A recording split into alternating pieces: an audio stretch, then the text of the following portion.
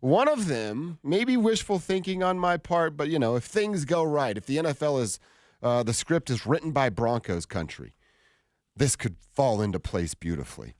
Starting Cincinnati to get the first layer of the conversation. Tee Higgins and the Bengals, the deadline to reach a long-term contract, it's today. And they're not going to reach a long-term contract. Ian Rappaport and Adam Schefter, the norms, had this information last night. So he's going to play on the $21 million franchise tag. Then he'll become a free agent. He asked for a trade. He asked for a new deal. The Cincinnati Bengals gave him neither. Here's what Tee Higgins did. In 12 games last year, he caught 42 balls for 656 yards, and he had 5 touchdowns in those 12 games. So he's a big piece. He is not the alpha there in Cincinnati. Obviously, we know that role belongs to Jamar Chase. So if the bridge is burnt and the Bengals aren't going to cough up the money for Tee Higgins. Well, they're not going to do that. They would have already done that, correct? Yeah, they're not doing that. I mean, they got to pay Jamar Chase, so I don't think they're going to be able to pay both of these guys. So it doesn't seem like at all that he's in their plans after this year. So Bo Nix looks, passes the eye test, we say. What if game, right? What if Bo Nix does pass the eye test? Marvin Mims looks better. You start to see some flashes from Troy Franklin. Devon Vele shows up from time to time in a box score or looks like he is going to pass the eye test. Could they be interested in a big-time wide receiver like Tee Higgins? I know he's always second fiddle in Cincinnati. That's going to help with paying him, although he's going to want to cash in on a big payday. But you could see a situation where Courtland Sutton's not here. Maybe he's traded at the deadline. Maybe he's traded after next season. The Broncos are getting $52 million off the cap that they have to hit this year and pay Russell Wilson to not be a Bronco. Could Tee Higgins be I get it, like a lot of things have to go right, but a big addition for Bo and the Broncos in 2025? Yeah, certainly. I think, you're looking at moving forward now at putting pieces around Bo Nix. And hopefully it is Bo Nix, and hopefully he pops a little bit. But that's your number one goal, is to make his life, his job, as easy as possible. And so we need to put playmakers around our young quarterback to help him develop. So we know. It's not one of those cases where we look out there and say, well, we just don't quite know. Maybe if we upgrade our skill position guys, we could get a better sense if Bo can make it or not. Or, man, it just wasn't he didn't get a fair fight there because didn't have enough talent around him. And certainly we need to upgrade the skill position talent around our quarterback, whoever that's going to be. So I look at a guy like Tee Higgins. Obviously, he's a very, very good wide receiver who is, like you said, playing second fiddle there to Jamar Chase, which is fine. You look at his numbers; they're not like, oh my gosh, yes, this guy's unbelievable. But at the same time, he only played in 12 games, 42 catches, 656 yards, and 5 touchdowns. I feel like 5 touchdowns in 12 games is solid. Yeah, we'll see what it looks like this year for him. Can he stay healthy? But certainly, I think for me, I think Courtland's probably going to be gone after this year. I'm hoping that we see a couple of these young guys really take a step forward so we don't have to go out in free agency and overpay for a wide receiver, because that's what you're going to do.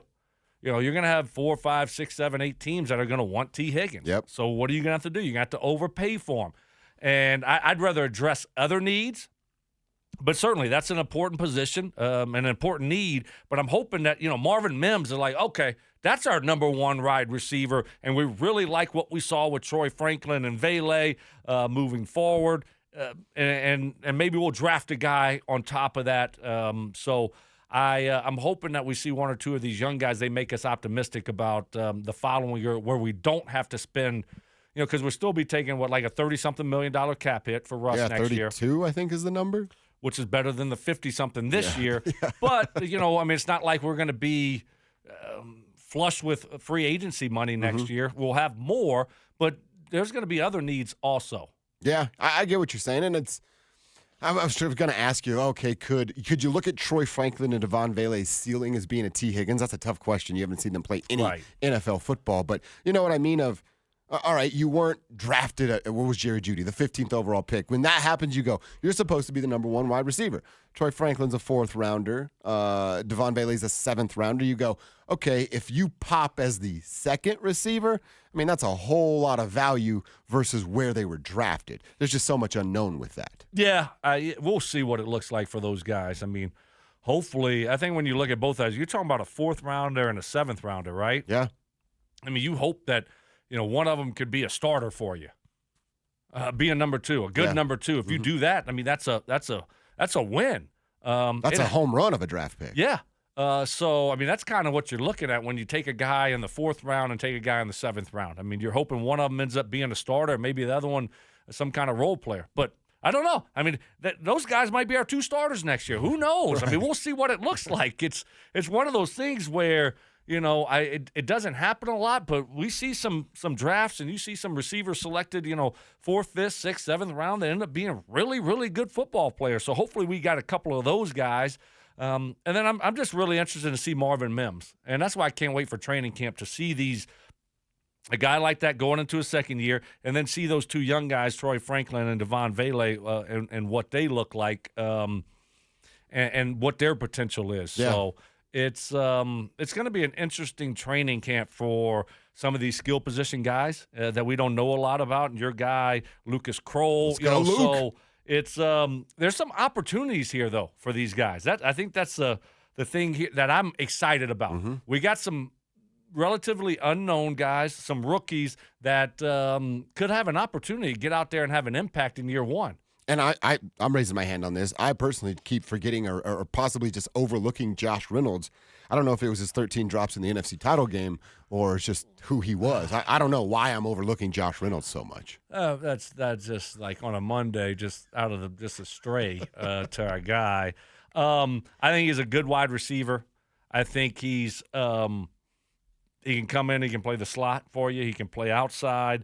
He had a few drops there, a couple, I think, in the NFC.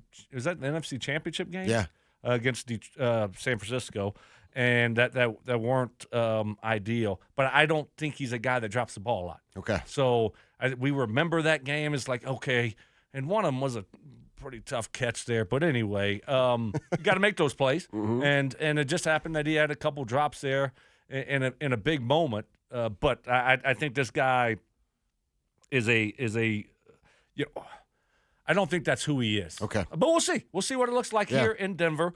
And hopefully he's a guy that is just like can, like Tim Patrick was, a guy that can play inside, a guy that can play outside, and you feel like, he's a trustworthy type of wide receiver because he's more of a veteran guy. He's 29. And he's been in the league since 2017. You got some young wide receivers, but it will be interesting to see what he looks like and what they are going to ask him to do. Like, what's his role going to be? Yeah, is he going to just be like a slot guy here? Is he? So that's also kind of interesting. And look, I was having some fun with Josh Reynolds there, but in all seriousness, there's already a guy on this team that drops some balls, right? I mean, Cortland Sutton's still around here. So let's let one guy do one thing at a time. Oh, Cortland drops a lot. Yeah, that's what my eyeballs tell me. Wow. Okay. All right. Just look at that. 1 hour in and getting after the wide receivers already. I mean, I'm not. Hey, I appreciate our wide receivers, but and we still have the Cortland Sutton situation where we don't quite know how that thing's going to play out. I think we have a good idea how it's going to play out, right? Yeah. He's going to show up and he's going to play this year and he's going to make his $13 million and that's. And if he doesn't, then, he just probably won't play football this year. And I think he realizes that and realizes he's got to go out there and have a good year this year to hopefully, get his contract adjusted next year.